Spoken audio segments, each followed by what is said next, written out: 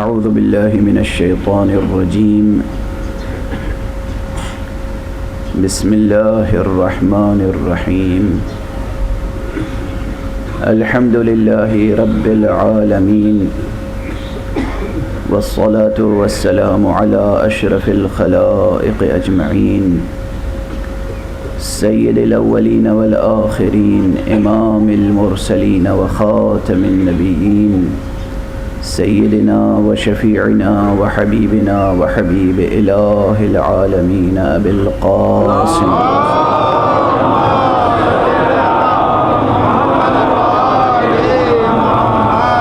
خود اس نام مبارک کی جاذبیت ایسی ہے کہ اس کی وضاحت کم سے کم میرے قدرت بیان سے باہر.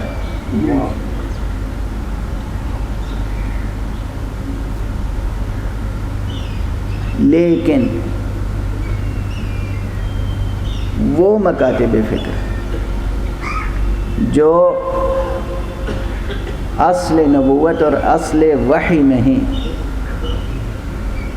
شک رکھتے ہیں، شبہ رکھتے ہیں یا منکر ہے، ان کے لیے گفتگو لازم ہے کہ ہم حقیقت نبوت کو پیش کریں. گویا کہ گفتگو 3 مرحلے میں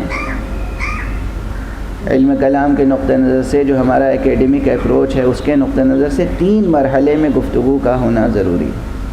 سب سے پہلے خود حقیقت نبوت و اصل نبوت کی وضاحت اور نبوت عامہ کا اثبات.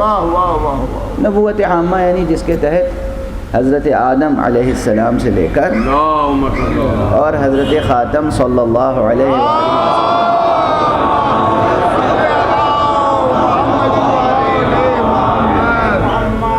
سب کی نبوتیں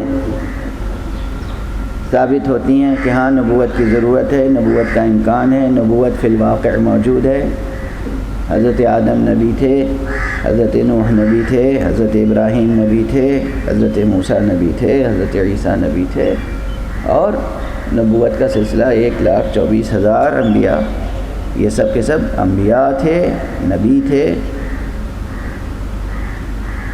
حامل وحی تھے، مخاطب الہی تھے براہ راست بواسطہ وحی. یہ اثبات پہلا مرحلہ ہے. خود اس اثبات میں اگر بالکل ایکیڈمک نقطہ نظر سے چلا جائے تو کتنے مرحلے ہیں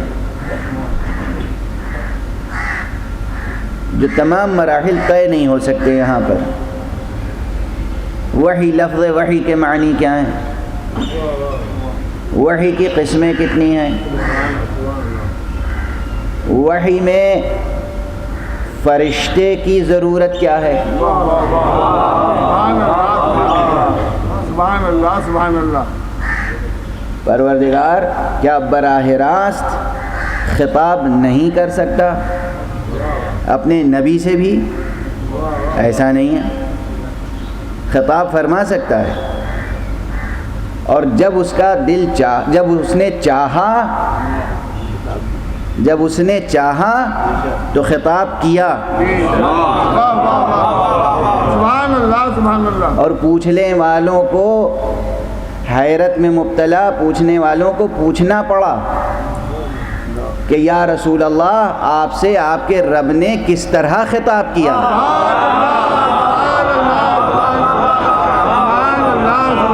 کس لہجے میں خطاب کیا؟ کس زبان میں خطاب کیا؟ پوچھنے والوں نے پوچھا. تو براہ راست خطاب فرما سکتا ہے. پھر بھی فرشتے کی ضرورت کیا ہے درمیان میں؟ فرشتے کی حقیقت کیا ہے؟ یہ انسانی ذہن ہے کہ جو خود یہ سوالات قائم کرتا ہے. انسان ان سوالات پر غور کرنے کے لیے مجبور ہے، غور کرنا ہی پڑتا ہے. اگرچہ بہت سے انسان ایسے ہیں جو خود اپنی حقیقت نہیں سمجھ سکتے، وہ فرشتے کی حقیقت کیا سمجھیں گے؟ جو اپنی حقیقت نہیں سمجھ سکتے وہ نبی کی حقیقت کیا سمجھیں گے؟ جو اپنی حقیقت نہیں سمجھ سکتے وہ اپنے سے برتر وجودات کی حقیقت کیا سمجھ سکتے؟ نہیں سمجھ سکتے. مگر یہ سوالات ہیں، اس پہ علماء نے، حکماء نے، عرفاء نے، متکلمین نے اپنے اپنے انداز سے اپنے اپنے دائرے عمل میں رہتے ہوئے گفتگو کی ہے، بحث کی ہے. تو یہ پہلا مرحلہ ہے. خود اس مرحلے میں بہت سے مرحلے ہیں. دوسرا مرحلہ گفتگو کا وہ ہے کہ جب نبوت خاصہ پر دلیل قائم کی جاتی. نبوت خاصہ سے مراد ہے خاص حضرت محمد عربی صلی اللہ علیہ وآلہ وسلم کی نبوت. کیونکہ ایک دنیا ہے جو اصلاً نبوت کی قائل نہیں ہے، کسی کی بھی نبوت کی قائل نہیں ہے، لیکن ایک دنیا وہ ہے جو نبوت کی تو قائل ہے. وہ کہتی ہے ہمارے نبی نبی ہیں، آپ کے نبی نبی نہیں ہیں. دیکھیے یہ تب تک بحث رہے گی جب تک ہمارا اور آپ کا تصور قائم رہے گا.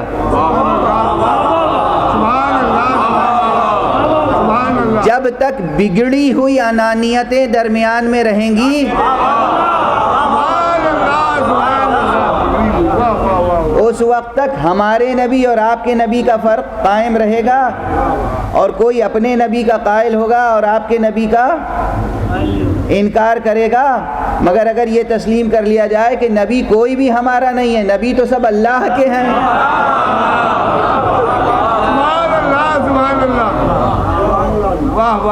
حضرت موسیٰ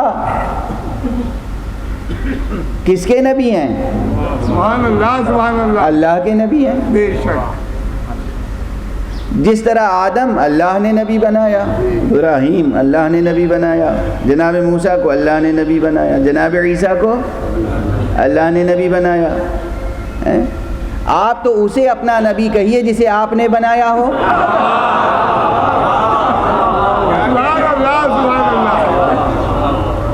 اگر کسی کو آپ نے نبی بنایا ہے تو مبارک ہو، وہ آپ ہی کا نبی ہوگا، اور پھر وہ وہیں پہنچائے گا جو آپ نے جنت بنائی ہوگی.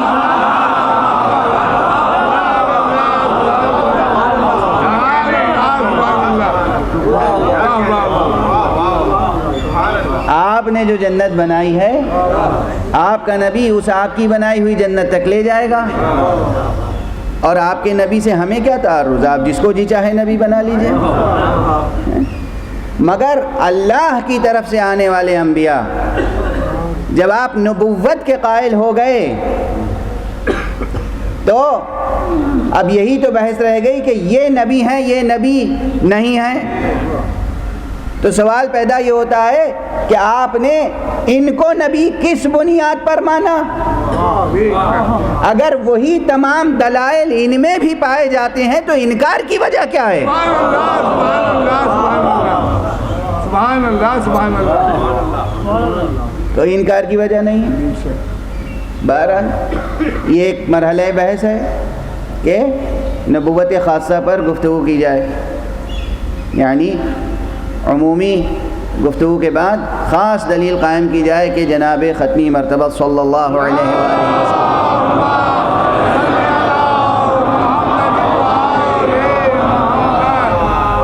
نبی تھے. تیسری منزل اس گفتگو کی یہ ہوگی کہ نہ صرف نبی تھے بلکہ آپ ہی پر نبوت ختم ہو گئی. یہ تیسرا مرحلہ گفتگو ہے کہ آپ ہی پر نبوت تمام ہو گئی. اب آپ کے بعد کوئی نبی نہیں آئے گا.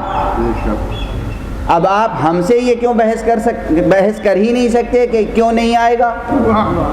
اگر ہم نبی بناتے ہوتے تو ہم بتاتے کہ اب ہماری مصلحت نہیں ہے، اب ہم نبی نہیں بھیجیں گے. یہ اعلان تو اس نے کیا ہے کہ جو نبی بھیجتا ہے، جس نے حضرت آدم سے لے کر نبوت کا سلسلہ شروع کیا، اور حضرت خاتم تک پہنچایا اور اس کے بعد کہہ دیا بس یہ اب آخری نبی ہیں، اب اس کے بعد کوئی نبی ہم نہیں بھیجیں گے۔ یہ مذہبی نقطہ نظر سے گفتگو ہے۔ جو لوگ قرآن مجید پر یقین رکھتے ہیں، ایمان رکھتے ہیں یا حقیقت نبوت کو تسلیم کر چکے ہیں، ان کے لیے یہ گفتگو، یہ راہ گفتگو ہے۔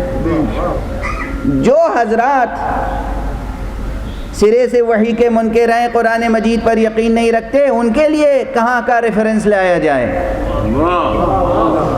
ان کو کیا حوالہ دیا جائے؟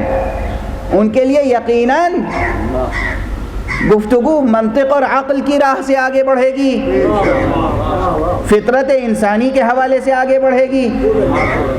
اور اسی لیے گزشتہ 2 تقریروں میں میں نے قاعدہ لطف کی طرف اشارہ کیا کہ قاعدہ لطف ایک عقلی قاعدہ ہے۔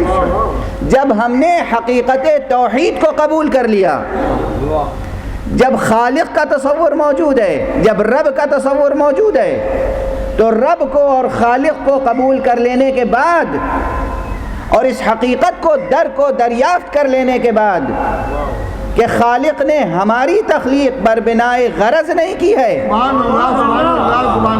خالق نے ہماری تخلیق بر بنائے نیاز مندی نہیں کی ہے، خالق نعوذ باللہ محتاج نہیں ہے، ہم اس کی ضرورت نہیں ہے، وہ ہماری ضرورت ہے۔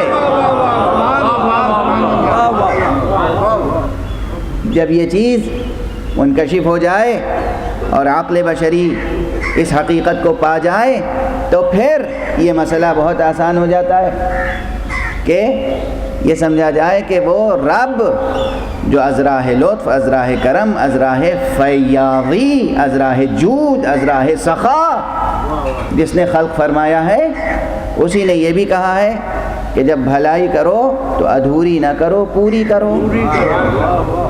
اور اس نے خلق کرنے کے بعد از راہ اتمام نعمت، از راہ کمال احسان و کرم، از راہ لطف نبوت کا سلسلہ قائم کیا۔ سبحان اللہ، سبحان اللہ۔ یہاں تک گفتگو تقریباً پہنچ چکی ہے۔ اسی کو اب میں چونکہ وعدہ بھی کر چکا ہوں کہ حوالے دیتا ہوا آگے بڑھوں گا تاکہ جو دانش جو ہیں، دانش پسند ہیں، جو طالب علم ہیں باقاعدہ، ان کے لیے بھی حوالے موجود رہیں۔ اور پھر جب بزم میں علماء ہوں تو اپنے سبق یاد آتے رہتے ہیں۔ سبحان اللہ، سبحان اللہ۔ الحمدللہ آج بھی بزم میں علماء اور دانشور حضرات تشریف فرمائیں، اور یہ تو بزم حسین ہے، یہ کبھی دانشوروں سے خالی نہیں ہے۔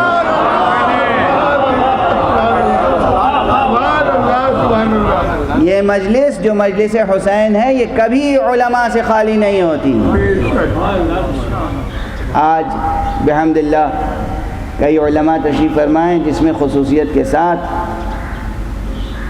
مقام معظم رہبری حضرت آیت اللہ العظمیٰ خامنئی مد ظلہ العالی، ان کے نمائندے جو اس سرزمین پر ہیں جناب حضرت آیت اللہ بہاؤالدینی تشریف فرمائیں، پروردگار ان کا سایہ دراز فرمائے اور مومنین کو، مسلمین کو، انسانوں کو ان سے استفادے کی توفیق عطا فرمائے۔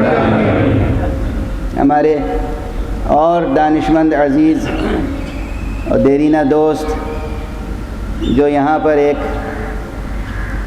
اچھے منصب پر فائز ہیں، لیکن منصب سے انہیں نہ پہچانیے، ان کے اندر جو اخلاص ایمانی اور جو شعور دینی ہے اور جو تواضع اور انکسار ہے، باوصف کہ وہ بجائے خود ایک دانشمند ہیں، ایک دانشور ہیں۔ برادر عزیز آقائے زمانی تشریف فرمائیں، اور ایسے افراد کو دیکھ کر مجھے کبھی کبھی میر انیس کا شعر یاد آ جاتا ہے۔ کیا شعر ہے! اور یہ جوانوں کے لیے، عزیزوں کے لیے، سب کے لیے اس میں ایک پیغام بھی ہے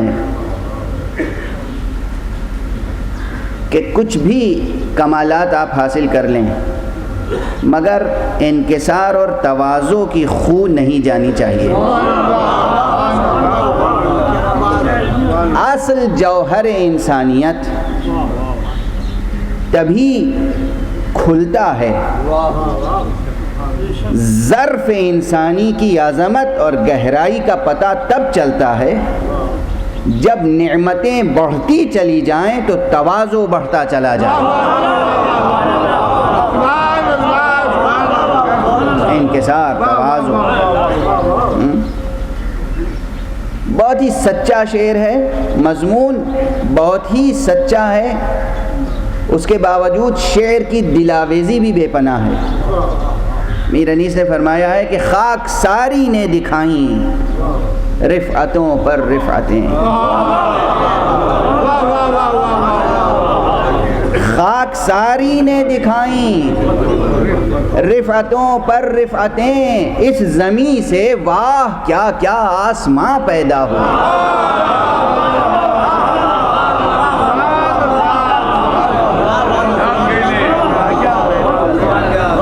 اگر آپ کو آسمان بننا ہے تو زمین کو بھولیے گا نہیں۔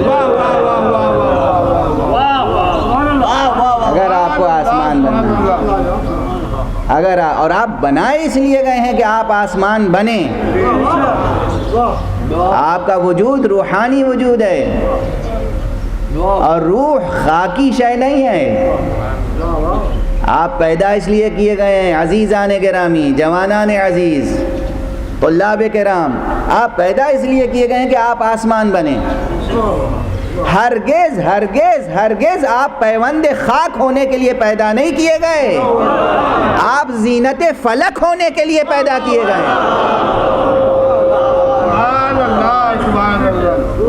آپ کی آخری منزل خاک نہیں، عرش ہے۔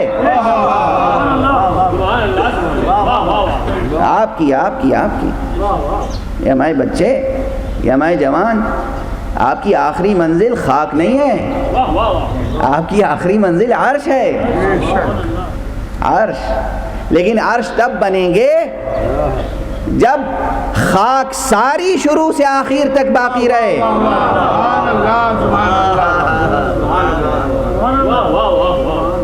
آپ سمجھیں گے کہ میں موعظہ کر رہا ہوں، موعظہ نہیں کر رہا ہوں، میں تو خود محتاج ہوں موعظے اور نصیحت کا، اور کبھی کبھی ایسے بزرگوں کی خدمت میں حاضر ہوتا ہوں کہ کچھ موعظہ اور نصیحت سن لوں۔ میں تو فضائل کی طرف اشارہ کرنا چاہ رہا ہوں۔ خاک ساری جب اپنی بلندی پہ پہنچتی ہے تو بو ترابی کہلاتی ہے۔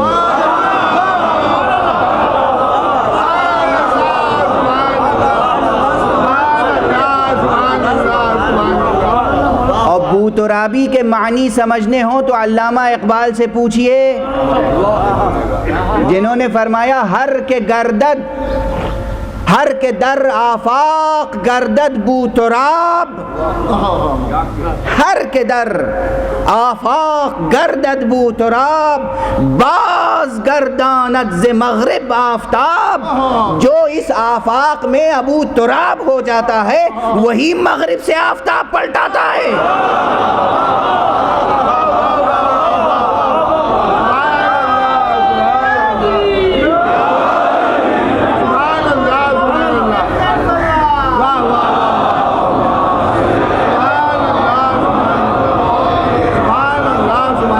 ایک اور بلندر صلوات۔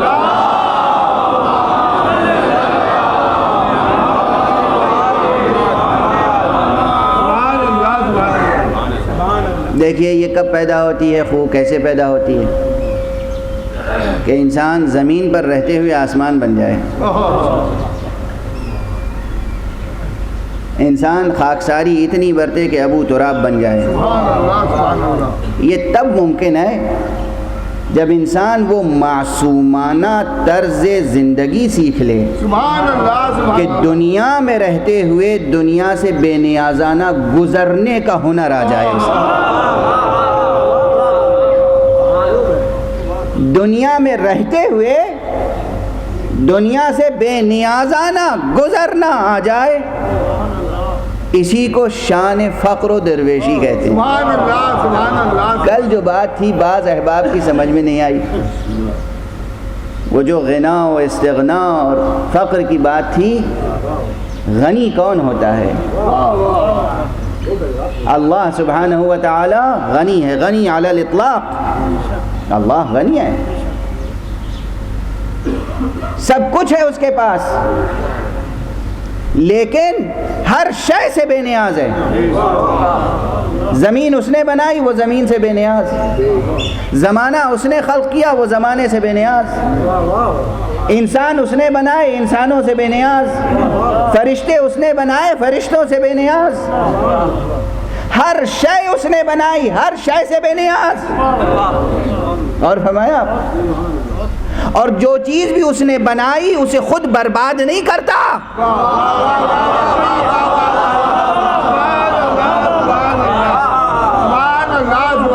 کل کی گفتگو سے کچھ لوگ یہ سمجھے کہ میں کہہ رہا ہوں دولت نہ کمائیں، یا کمائیں تو حفاظت سے نہ رکھیں، نہیں، دولت خوب کمائیں، خوب حفاظت سے رکھیں، مگر ایک امین کے طور پر۔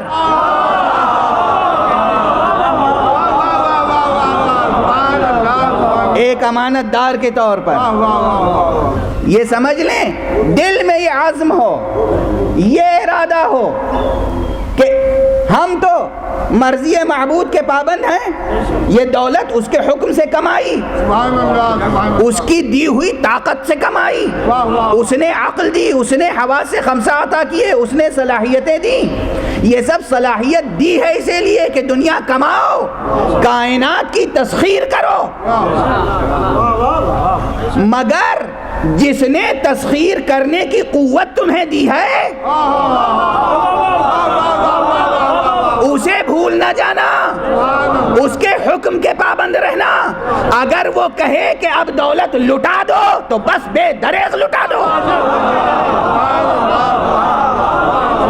پھر نہ سوچنا کہ اب دولت کہاں سے آئے گی، جس نے پہلے دولت دی وہ دوبارہ دے سکتا ہے۔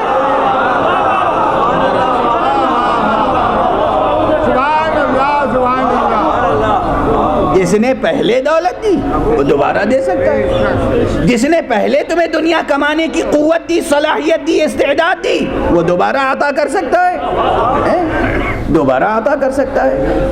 زلیخا کو ایک جوانی کے پلٹنے کا واقعہ آخری واقعہ نہیں ہے۔ کس نے کہا کہ اب امکان ختم ہو چکا؟ جب تک دست قدرت سلامت ہے، امکانات روشن ہیں، آپ کے پاس خوئے توکل ہونا چاہیے۔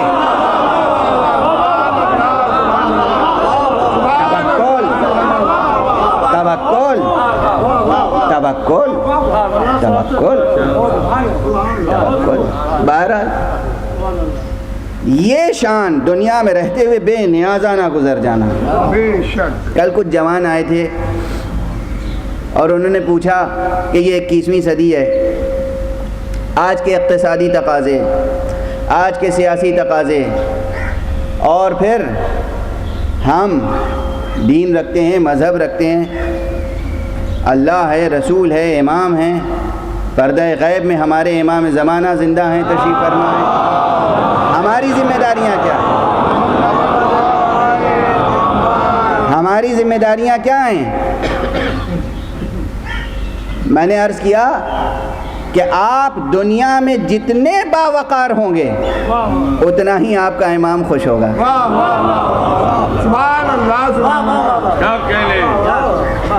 جتنے آپ مستحکم ہوں گے، قدرت مند ہوں گے، باوقار ہوں گے، صاحب علم ہوں گے، صاحب ثروت ہوں گے، صاحب مال ہوں گے، آپ کا امام خوش ہوگا۔ آپ کا دین و مذہب یہ تھوڑی کہتا ہے کہ آپ مفلسی کی زندگی گزاریں۔ کل کی گفتگو سے یہ غلط فہمی نہ ہو کہ میں سرمایہ کا دشمن ہوں، سرمایہ کا دشمن نہیں ہوں، غلط سرمایہ داروں کا دشمن ہوں، غلط سرمایہ داروں کا۔ سرمایہ دار بھی دو قسم کے ہوتے ہیں۔ تاریخ اسلام میں جناب خدیجہ کا سرمایہ بھول گئے؟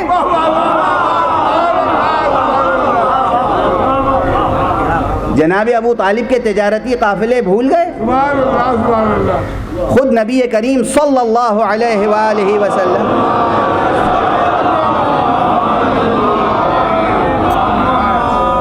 کا تجارتی قافلے میں جانا، خود تجارت کرنا، یعنی آپ آج 21ویں صدی میں ہیں، آج کے تمام جائز وسائل اختیار کر کے دنیا کو تسخیر کریں، دنیا کمائیں، قوت پیدا کریں، وقار پیدا کریں، جائز وسائل کے ساتھ. سبحان اللہ سبحان اللہ. وقار ہی تب قائم ہوگا جب جائز وسائل سے آپ دنیا کمائیں، ورنہ وقار پیدا نہیں ہو سکتا.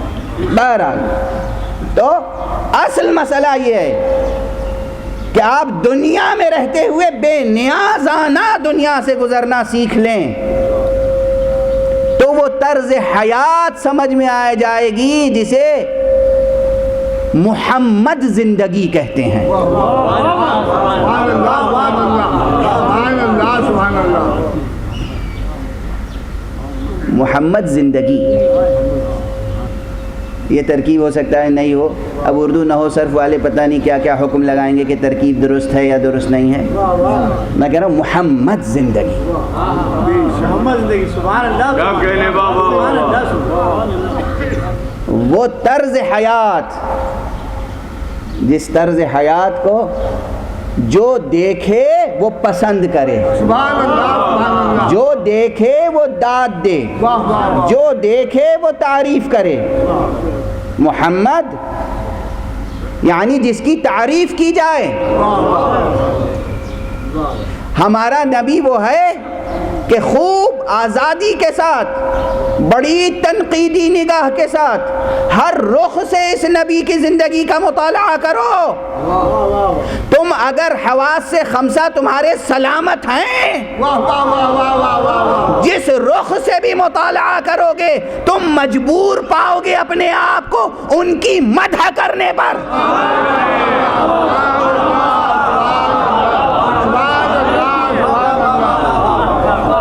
وہ ہے محمد زندگی، محمد زندگی. بہرحال جملے زبان پہ آتے چلے جاتے ہیں، عرض کرتا چلا جاتا ہوں، لیکن ایک صلوات پڑھ دیجئے محمد.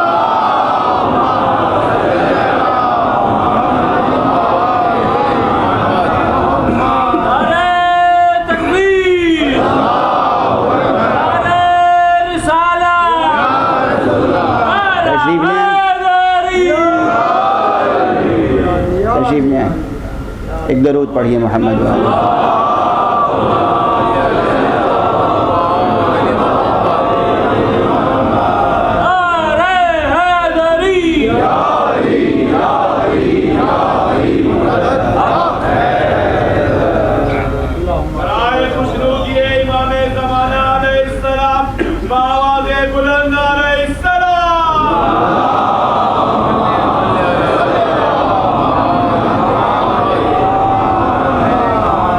ایک اور بلندر صلوات.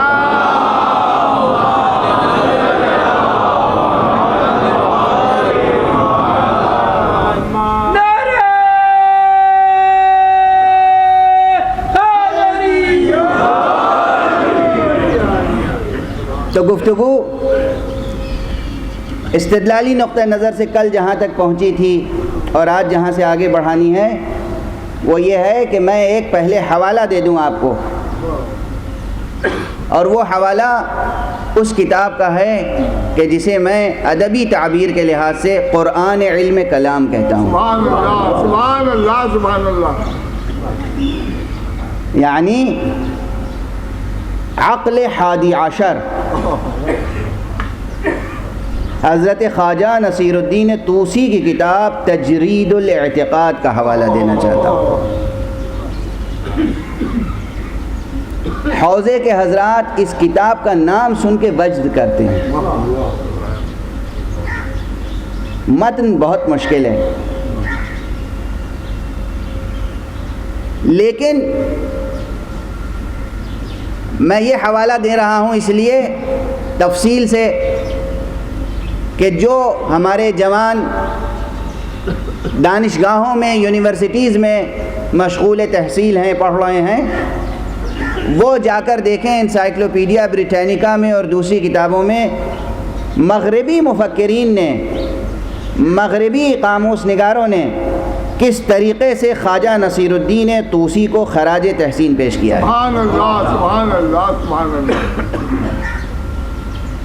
انسائکلوپیڈیا بریٹینیکا کا جو ایڈیشن میرے پاس ہے، اس وقت یاد نہیں آ رہا ہے کس سن کا ہے، لیکن بہرحال وہ تقریباً 20-22 سال پرانا ایڈیشن ہے۔ مجھے نہیں معلوم جدید ایڈیشن میں ایڈٹ کر کے کچھ اور عبارت لکھ دی گئی ہو، غالباً ایسا نہیں ہوا ہوگا۔ اس ایڈیشن میں یہ لکھا گیا ہے کہ پوری دنیا میں سب سے بہترین فلاسفیکل پروز اگر کسی نے لکھی ہے تو وہ خواجہ نصیر الدین طوسی ہیں۔ سبحان اللہ سبحان اللہ۔ فلسفیانہ نثر، واہ واہ واہ۔ فلسفیانہ شاعری کی تو آپ سنتے رہتے ہوں گے، علامہ اقبال فلسفیانہ شاعری کے لیے معروف ہیں، غالب فلسفیانہ شاعری کے لیے معروف ہیں اردو کے حوالے سے، لیکن فلسفیانہ نثر، فلسفیکل پروز نثر بہترین لکھی۔ اپنے وقت کے میتھمیٹیشین بھی تھے، سائنٹسٹ بھی تھے اور فقیہ بھی تھے، اور خواجہ نصیر الدین طوسی وہ پہلے شخص ہیں جنہوں نے فلکیات کی تحقیق اور ریسرچ کے لیے سب سے پہلے آبزرویٹری قائم کی۔ رصدگاہ مراغے کی آج بھی اس کے آثار موجود ہیں، تو آپ کو اتنی تفصیل سے یہ حوالہ یاد رہے گا۔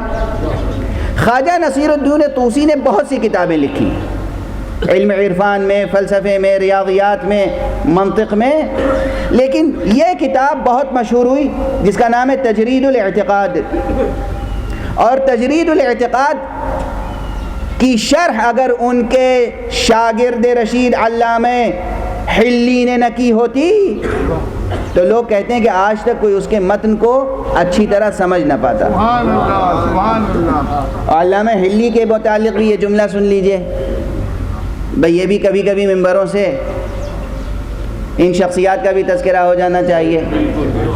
علامہ حلی کہا جاتا ہے کہ 12 برس کے سن میں مجتہد ہو گئے تھے۔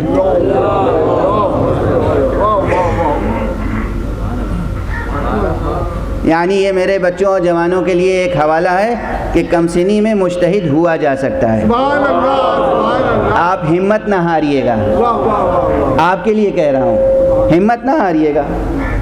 ذوق مطالعہ، تحصیل علم کی صلاحیت ہونی چاہیے، اچھا استاد ہونا چاہیے۔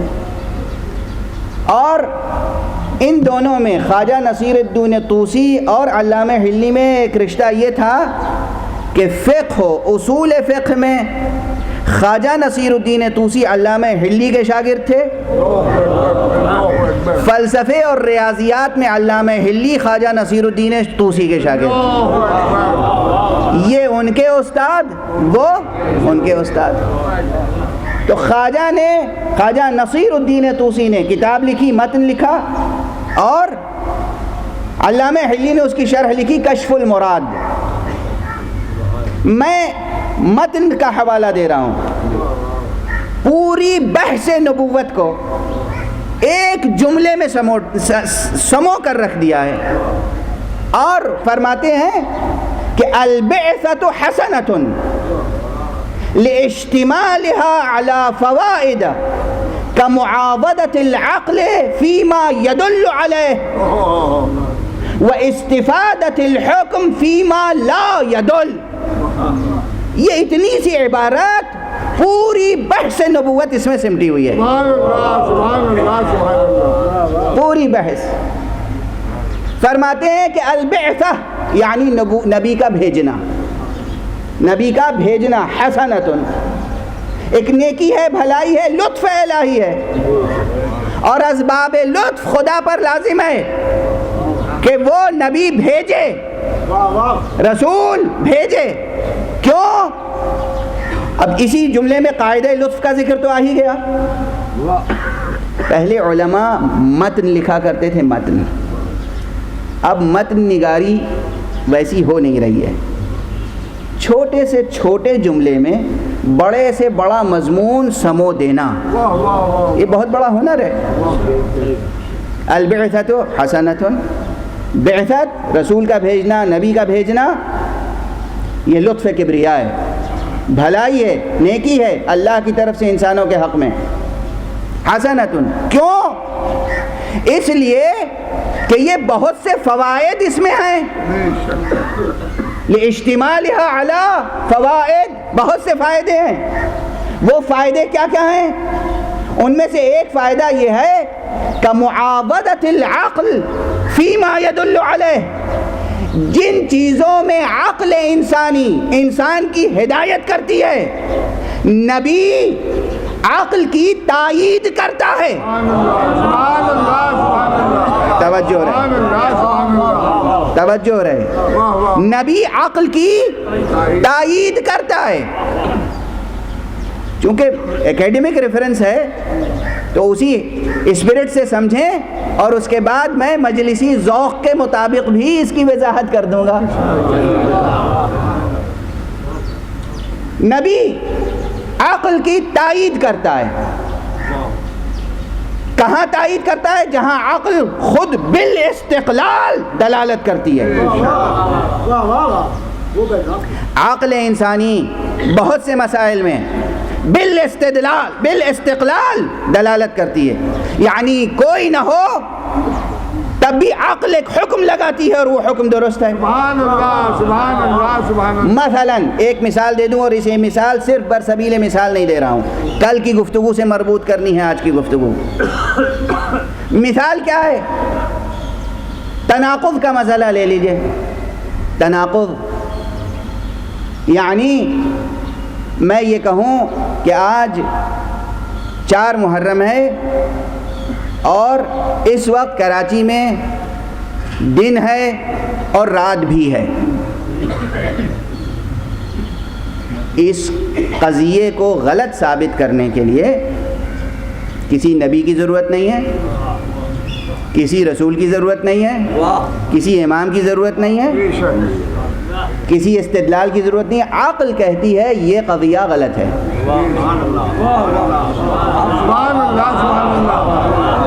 عقل کہتی ہے کہ یہ بات غلط ہے، ایک ہی وقت میں، ایک ہی ظرف زمان میں، ایک ہی ظرف مکان میں، ایک ہی وضع میں، ایک ہی جگہ پر وہ تمام جو 8 شرطیں ہیں تناقض کی، ایک ہی وقت میں ممکن نہیں ہے کہ دن بھی ہو اور رات بھی ہو۔ کیوں ممکن نہیں ہے؟ اس لیے کہ دن ہونے کا مطلب یہ ہے کہ رات نہیں ہے۔ سبحان اللہ، سبحان اللہ۔ رات ہونے کا معنی یہ ہے کہ دن نہیں ہے۔ اب جب کہنے والا کہہ رہا ہے دن بھی ہے اور رات بھی ہے، اس کا مطلب وہ یہ کہہ رہا ہے کہ دن ہے بھی نہیں بھی ہے۔ اسے کہتے ہیں تناقض۔ عقل بشری بالاستقلال حکم لگاتی ہے کہ تناقض باطل ہے۔ نقیضان لا یجتمعان ولا یرتفعان معا، 2 متناقض چیزیں ایک ہی وقت میں جمع نہیں ہو سکتی، ایک ہی وقت میں مرتفع نہیں ہو سکتی۔ میں اگر یہ کہوں کہ اس وقت نہ رات ہے نہ دن، یہ بھی غلط ہے۔ یا دن ہوگا یا رات ہوگی، ہے نا؟ یا دن ہوگا یا رات ہوگی۔ یہ نہیں ہو سکتا کہ نہ دن ہو نہ رات ہو۔ بھئی عقل اگر سلامت ہے، توجہ رہے، عقل اگر سلامت ہے تو عقل بالاستقلال یہ حکم لگاتی ہے کہ تناقض جائز نہیں ہے، ممکن نہیں ہے، ناممکن ہے، محال ہے۔ ایک ہی وقت میں دن بھی ہو رات بھی ہو، محال ہے۔ ایک ہی وقت میں ایک شخص حق بھی ہو باطل بھی ہو، محال ہے۔ ایک ہی وقت میں ایک سچا بھی ہو جھوٹا بھی ہو، محال ہے۔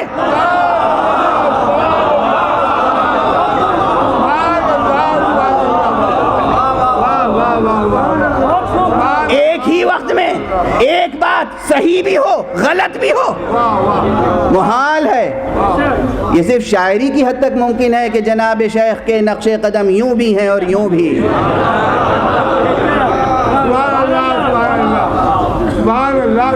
صرف شاعری کی حد تک۔ یہ مسئلہ اپنی جگہ مستحکم ہے، تناقض یہ عقل بالاستقلال تائید کرتی ہے۔ نبی کیا کہتا ہے آ کر؟ نبی اسی کی تائید کرتا ہے، عقل کی تائید کرتا ہے ان تمام مسائل میں جہاں عقل بالاستقلال حکم رکھتی ہے، وہاں نبی تائید کرتا ہے کہ عقل درست کہتی ہے۔ گویا نبی ہے جو آ کر کہتا ہے کہ انسانوں اپنی عقل کے ساتھ ساتھ آگے بڑھو۔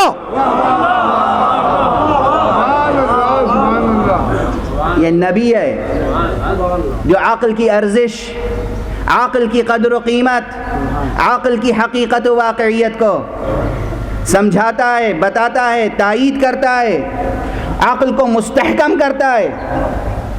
اور دوسرا فائدہ یہ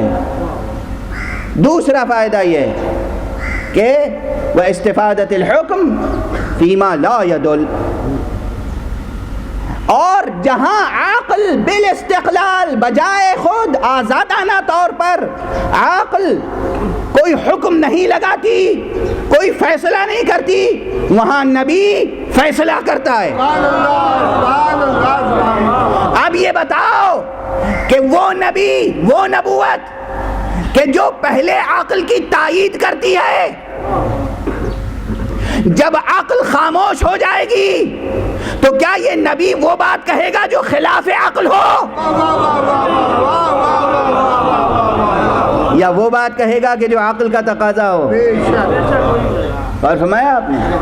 اب یہ بحث آئندہ تقریروں میں آگے چلے گی کہ نبی اور نبوت عقل کی تائید کس حد تک کہاں تک کرتا ہے، نبوت عقل کی تائید کہاں تک کرتی ہے، اور عقل بشری، عقل انسانی کتنے مسائل میں مستقل طور پر حکم لگا سکتی ہے۔ انکار نہیں کر رہا ہوں کہ عقل مستحکم طور پر حکم نہیں لگا سکتی۔ 21ویں صدی میں گفتگو ہو رہی ہے، یہ گفتگو 1400 برس پہلے ہوتی تب بھی یوں ہی ہوتی، چونکہ نبوت کے حوالے سے ہو رہی ہے۔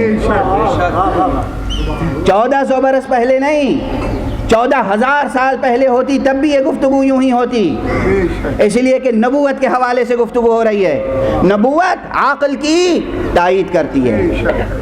دیکھنا یہ ہے کہ عقل کہاں تک گویا رہتی ہے۔ ہر چیز کی حدیں ہیں،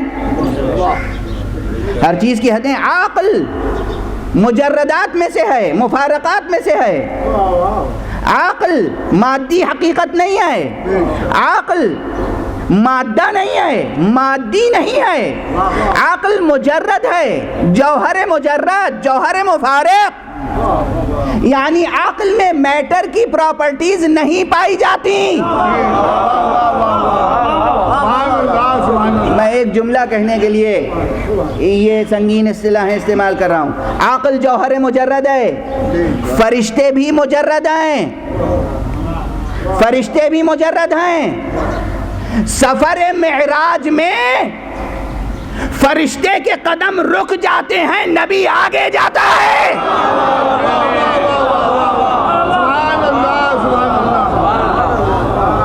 یہ اس بات کی دلالت ہے اس واقعے میں کہ عقل جہاں ٹھہر جاتی ہے وہاں نبوت آگے بڑھتی ہے۔ صلوات پڑھتے محمد و آل محمد۔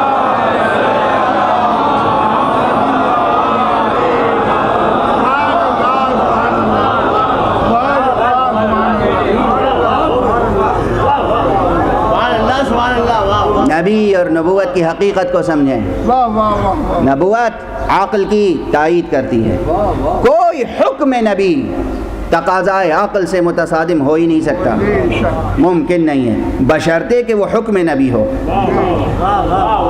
اس میں تحریف نہ کی گئی ہو، راوی نے بات بدل نہ دی ہو، مجتہد نے اجتہاد میں خطا نہ کی ہو، وہ سب باتیں الگ ہیں۔ اگر قول قول خدا ہے، اگر قول قول نبی ہے تو عقل کے مخالف ہو ہی نہیں سکتا، عقل سے متصادم ہو ہی نہیں سکتا۔ اسی بات کے لیے کل میں نے یہ عرض کیا تھا کہ وحی کی اصالت و صداقت کی ایک پہچان یہ ہے کہ وہ ہمیشہ سچی ہوگی۔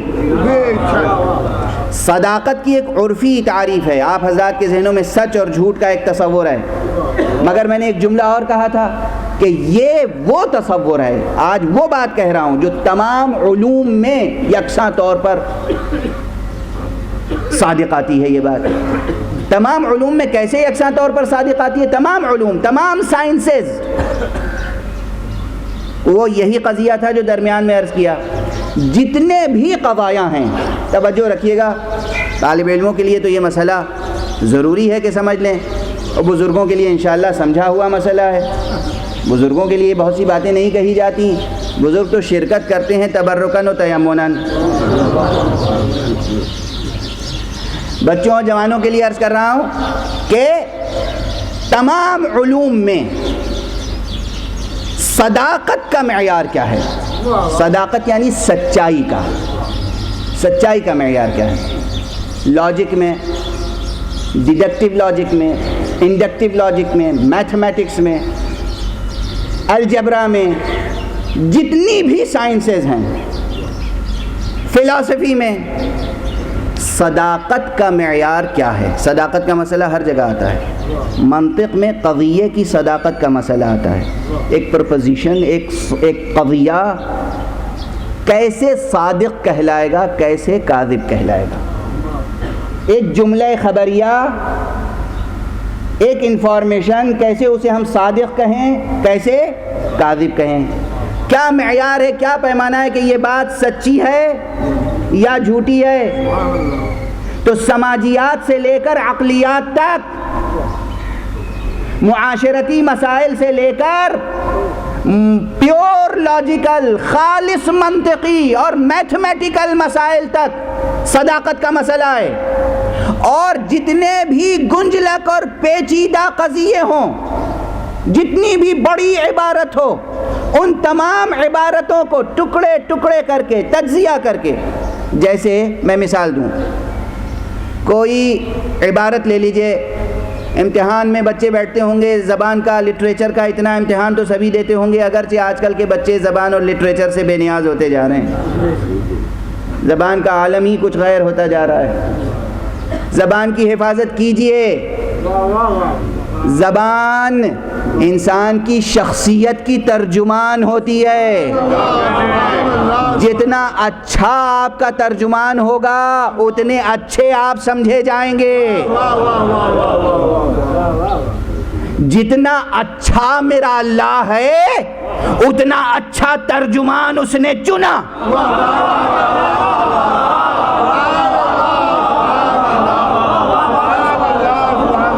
اس نے محمد کو ترجمان کے طور پر چنا، اور جب محمد سے گفتگو کی، اللہم صلی علی محمد، جب خود محمد سے گفتگو کی تو بھی کسی اور کو نہیں، جان محمد کو چنا۔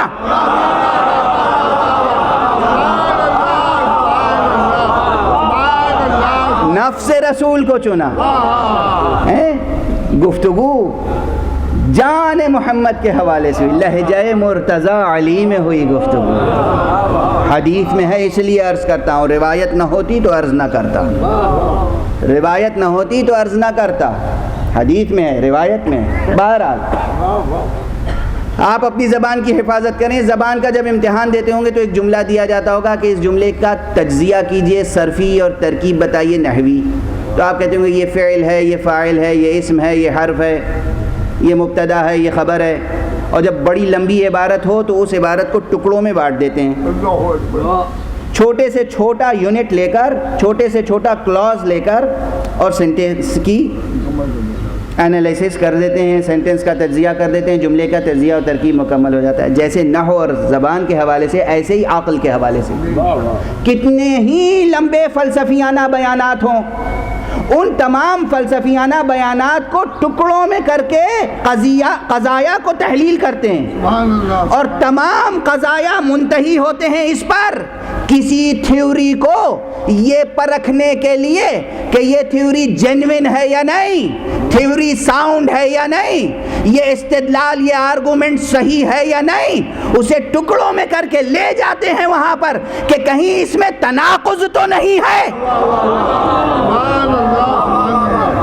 یعنی ایسا تو نہیں ہے کہ ایک ہی وقت میں ایک بات کہی جا رہی ہو اور اسی بات کی نفی بھی کی جا رہی ہو۔ یہ کہا جا رہا ہو کہ زید کھڑا ہے اور کہا جا رہا ہو زید کھڑا نہیں ہے، یہ کہا جا رہا ہو کہ اس وقت دن ہے اور یہ بھی کہا جا رہا ہو کہ اس وقت دن نہیں ہے۔ اگر کسی تھیوری میں، کسی نظریے میں اس قسم کا تناقض پیدا ہو گیا تو وہ ریجیکٹ کر دی جائے گی۔ یہ تمام علوم میں ہے، تمام سائنسز میں آخری محک اور پرکھ کسوٹی یہ ہے کہ جتنا بڑا بھی بیان ہو اس کو اس میدان کا نقاد، ان بڑے بیانات میں عوام الجھ جاتے ہیں، نقاد فوراً اس کا تجزیہ تحلیل کر کے آخری نقطے تک پہنچتا ہے کہ اس کو ٹکڑوں میں بانٹ کے دیکھا کہ اس میں تناقض ہے کہ نہیں، تناقض ہے، ریجیکٹ کر دیا نظریہ، تھیوری ریجیکٹ کر دی، تناقض نہیں ہے تو قبول کر لیا۔ گویا تناقض کا نہ ہونا صداقت کا معیار ہے، تناقض کا نہ ہونا صداقت کا معیار۔ اب اسی معیار پر محمد عربی کو چنو اور دیکھو اور ان کی باتوں کو پرکھو۔ میں نے کہا تھا وہ صادق ہیں اور امین، یہ دونوں القاب کا ہونا ضروری تھا۔ اگر صادق کے ساتھ امین نہ ہوتے تو تناقض ہوتا۔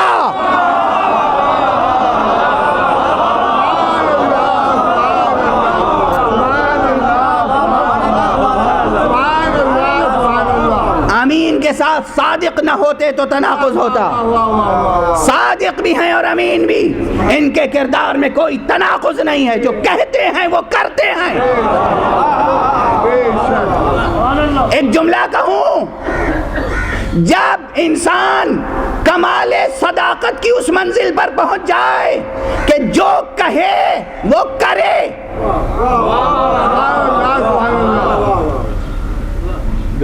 تبھی، اور جو کرے وہی کہے،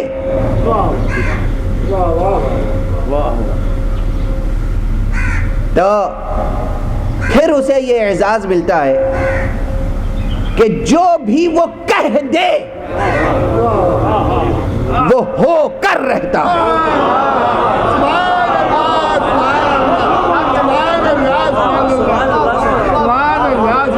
جو بھی وہ کہہ دے وہ ہو کر رہتا ہے۔ ممکن نہیں ہے کہ وہ کہے اور نہ ہو۔ مثالیں دینے کی اور روایتیں پیش کرنے کی اب گنجائش نہیں ہے، بس ایک جملہ کہہ دوں کہ اس نقطۂ نظر سے سوچیے ہی نہیں کہ پیغمبر ہمارے وہ ہیں کہ جو کہتے تھے وہی کرتے تھے، اس کو الٹ دیجئے، پیغمبر جو کرتے تھے وہی کہتے تھے۔ یہ بڑا رمز ہے، اس میں بڑا سر ہے جو میں کہہ رہا ہوں، یہ کہیے ہی نہیں کہ جو کہتے تھے وہی کرتے تھے۔ انہوں نے وقف کر دی تھی اپنی زندگی صرف اس لیے، اس امر میں کہ جو کرتے تھے وہی کہتے تھے۔ جب انہوں نے اس میں ملکہ پیدا کر لیا تو پھر رب نے یہ کیا کہ جو یہ کہتے تھے وہ کرتا تھا۔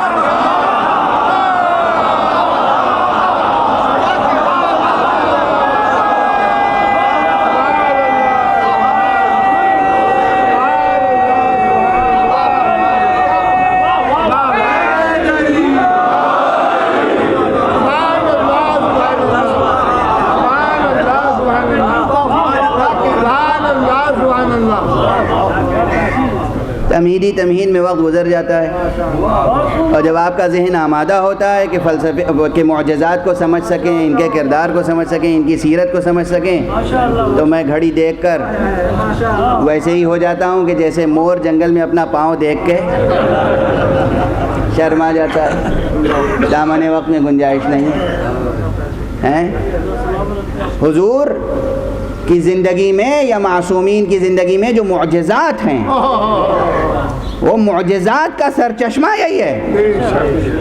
دنیا میں رہتے ہوئے دنیا سے بے نیازانہ گزرنے کا جو ہنر ہے، یعنی ظاہری نظام اسباب و علل سے بھی بے نیازانہ گزرنا. جب رب دیکھتا ہے کہ ہمارے یہ بندے وہ ہیں جو ظاہری نظام اسباب و علل سے بے نیاز ہیں، تو پھر وہ ان کے لیے خصوصی نظام عمل، نظام اسباب و علل پیدا کرتا ہے. اسی خصوصی نظام اسباب و علل کا نام معجزہ ہے.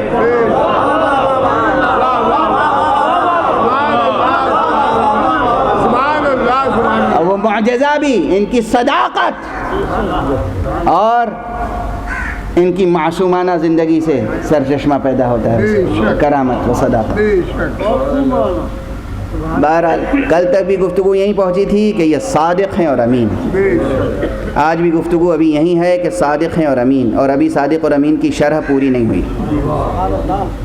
دیکھیے نا، پیغمبر اور یہ شان ہر اس ذات میں ہے کہ جس ذات کو پیغمبر نے کہہ دیا یہ میرا ٹکڑا ہے.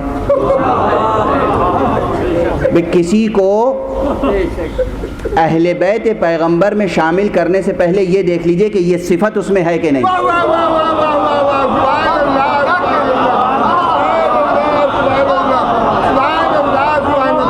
جس کو رسول نے کہا یہ میرا ٹکڑا ہے، یہ مجھ سے ہے، یہ میرا ہے، اس میں یہ باتیں پائی جاتی. وہ صادق بھی ملے گا، وہ امین بھی ملے گا. وہ صادق بھی ہے، وہ امین بھی ہے. ہجرت کے وقت رسول نے اپنے بستر پر جسے سلایا تھا، وہ سلایا اسی لیے تھا تاکہ دنیا دیکھ لے کہ ایک صادق و امین گیا، یہ دوسرا صادق و امین ہے.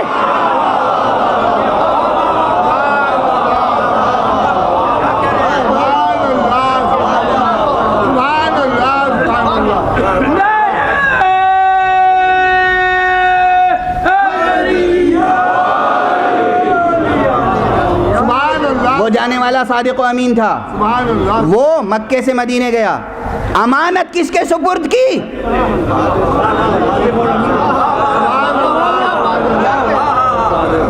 یا علی امانتیں واپس کر کے آنا تاکہ دنیا دیکھے امانت دی تھی محمد کو، ملی علی سے.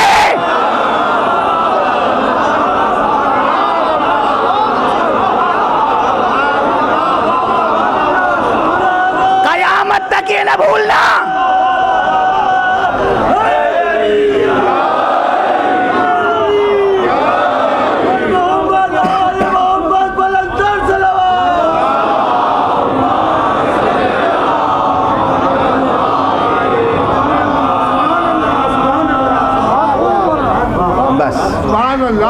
ایک ایک کلمہ بس گفتگو روز آگے بڑھتی ہے، ایک کلمہ اس سے آگے بڑھ نہیں پاتی، ایک کلمہ گفتگو آگے بڑھ جاتی.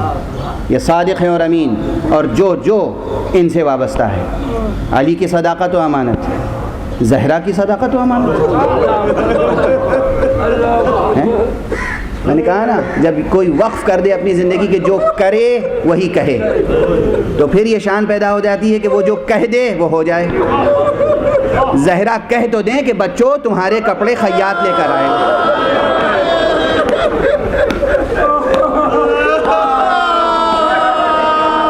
اجرکم علی اللہ. بس زہرا کہہ دیں بچوں تمہارے کپڑے خیاط لے کر آئے گا، تو خیاط لے کر آئے گا. پھر پیغمبر نے وعدہ جو کر لیا حق سے، رب سے، معبود سے، وعدہ پیغمبر کا کہ قیامت تک اب شرک نہیں ہونے دوں گا. توجہ رکھنا، عجیب جملہ کہہ رہا ہوں عزیزان گرامی.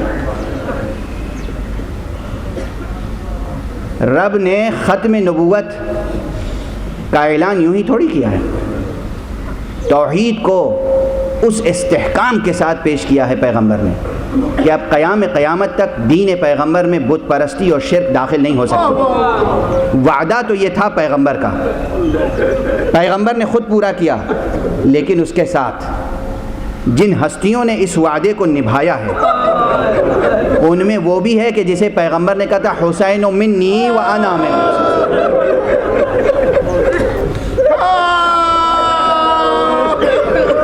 حسین میرا مجھ سے ہے اور میں حسین سے ہوں. ہزاروں لاکھوں کروڑوں مرتبہ کی آپ کی سنی ہوئی یہ حدیث ہے، مگر اس حدیث کے مضمون کی تازگی اور طراوت کم نہیں ہوتی. عقل سوچنے پر مجبور ہوتی ہے. کیا کہا پیغمبر نے، کیا کہا پیغمبر نے، کیا کہا پیغمبر نے؟ حسین میرا مجھ سے ہے، یہ بات تو سب کی سمجھ میں آتی. میں حسین سے ہوں، میں حسین. اب رسول کی صداقت و امانت دیکھنا ہو تو حسین میں وہ امانت الہیہ جو محمد کی سپرد کی تھی، اس کی حفاظت کس نے کی؟ حسین نے. کربلا جیسا معجزہ حسین نے پیش کیا. معجزہ ہے کربلا، معجزہ. کربلا سانحہ بھی ہے، کربلا حادثہ بھی ہے، کربلا المیہ بھی ہے، کربلا ایک تاریخی واقعہ بھی ہے، مگر سب سے بڑی بات یہ ہے کہ کربلا حسین کا معجزہ ہے. عقلیں حیران ہیں، کوئی دوسرا انسان ایسا معجزہ پیش نہیں کر سکتا. عاجز ہیں، ہمتیں، حوصلے پست ہیں. حسین نے کیا معجزہ پیش کیا ہے؟ کیا کیا پیش کروں، کیا کیا یاد دلاؤں؟ 4 محرم ہو گئی. حسین کے ہم رکاب 72 شہداء ہیں، سب کا تذکرہ نہیں ہو پاتا. ہر شہید کی کتنی مصیبتیں ہیں، سب کا تذکرہ نہیں ہو پاتا. حسین کی اپنی مصیبتیں، اس کا سب کا تذکرہ نہیں ہو پاتا. اگر اندازہ کرنا ہو کہ حسین پر کیا گزری تو حسین کے حوالے سے یہ دیکھیے کہ حسین نے کیسے محسوس کیا کہ دوسروں پہ کیا گزرتی ہے.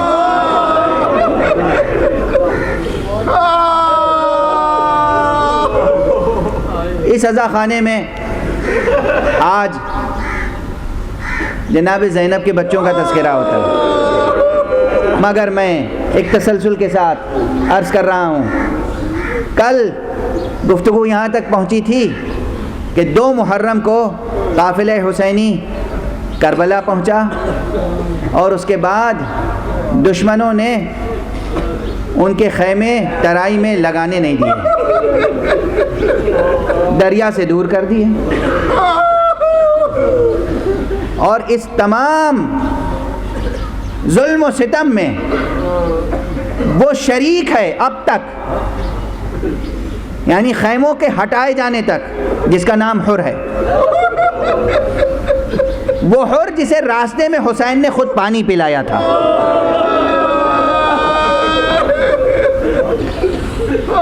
وہ حر جسے حسین نے خود پانی پلایا تھا. اور یہ روایت پڑھ چکا ہوں کہ حسین نے صرف یہی نہیں کہا اپنے عزیزوں اور اصحاب سے کہ پانی پلا دو انہیں، خود پانی پلانے میں شریک ہوئے. بنفس نفیس، خود فرزند زہرا، امام وقت، جانشین رسول.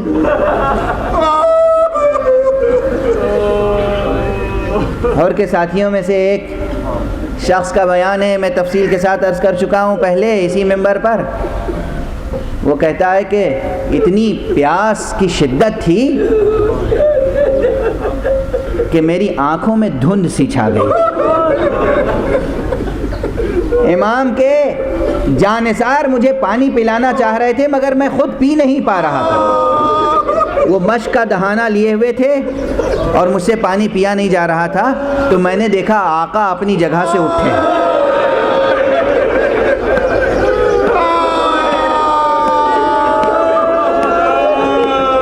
اور آنے کے بعد انہوں نے چلو میں پانی لے کر میرے منہ میں مشک کا دہانہ لگا کر مجھے پلایا.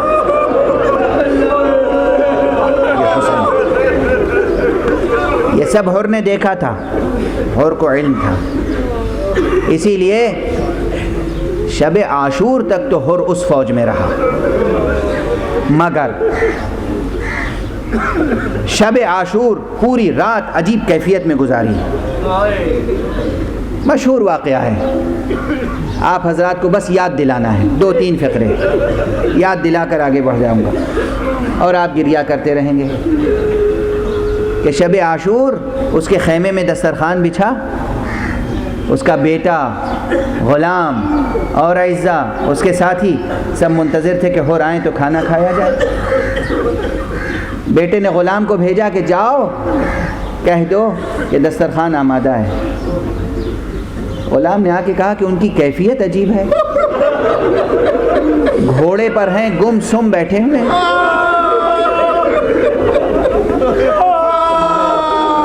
بیٹا خود گیا, بابا کھانا تناول نہیں فرمائیں گے؟ اب حور نے کہا بیٹے ذرا دیکھو جو میں سن رہا ہوں کیا تم بھی سن رہے ہو؟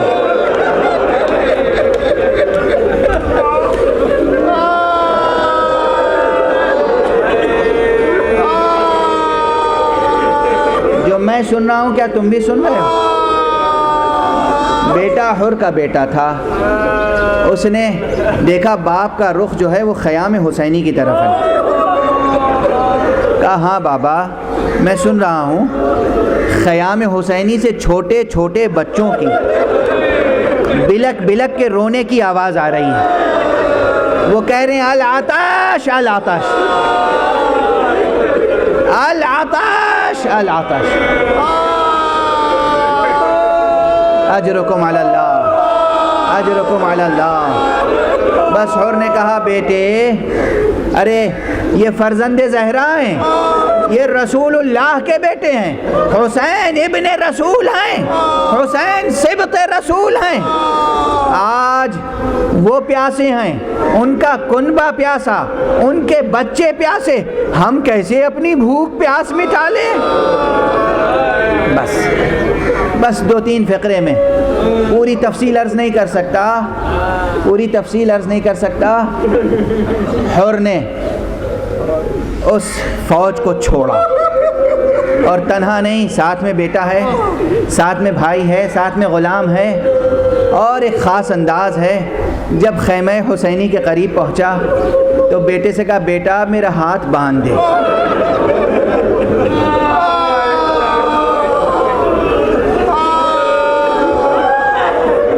آقا کی خدمت میں پہنچا. آقا کیا خطا معاف ہو سکتی؟ آقا کریم, آقا آقا فرزند رسول, آقا سبط رسول. اس نے کہا اے حور تو اس دنیا میں بھی آزاد ہے, اس دنیا میں بھی آزاد. اے حور مگر عجب وقت آیا ہے, ہم ہر آنے والے مہمان کی پذیرائی کا انداز جانتے ہیں, مگر اس وقت تیری کوئی میزبانی نہیں کر سکتے. صبح عاشورہ نمودار ہوئی, فوج یزیدی نے حملہ کیا, قربانیوں کا سلسلہ شروع ہوا. اب بس ایک جملے پر, اسی جملے کے لیے گزارش کر رہا تھا کہ حسین پر کیا کیا گزری یہ تو ہم محسوس بھی نہیں کر سکتے. بس یہ سمجھنے کی کوشش کریں حسین نے دوسروں کا غم کیسے محسوس کیا. روایت میں ہے کہ حر نے خود قربان ہونے سے پہلے اپنے بیٹے کو بھیجا. بس اس جملے کو سنیں, جب حر کا بیٹا بہادری کے ساتھ جنگ کر کے زمین کربلا پر آیا اور اس نے اپنے باپ کو آواز دی, حر بے اختیار جوان بیٹے کے لاشے پہ پہنچا. جب حر پہنچا تو دیکھا اس سے پہلے حسین لاشے پر موجود ہے. حر نے کہا آقا غلاموں پر یہ کرم, کہا حر جوان بیٹا ہے, جوان بیٹا. ارے بوڑھے باپ کو جوان بیٹے کا لاشا نہیں اٹھانا چاہیے. میں کہوں گا آقا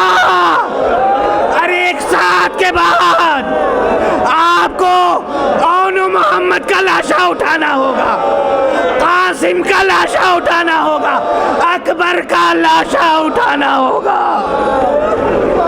انا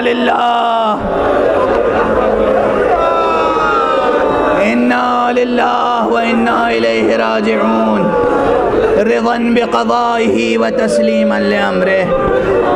معبود ہمیں علوم قرآن اور معارف اہل بیت سے آشنا فرما۔ ابھی ہمارے چینل عزادار حسین کو سبسکرائب کریں اور بیل آئیکن پر کلک کرنا نہ بھولیں۔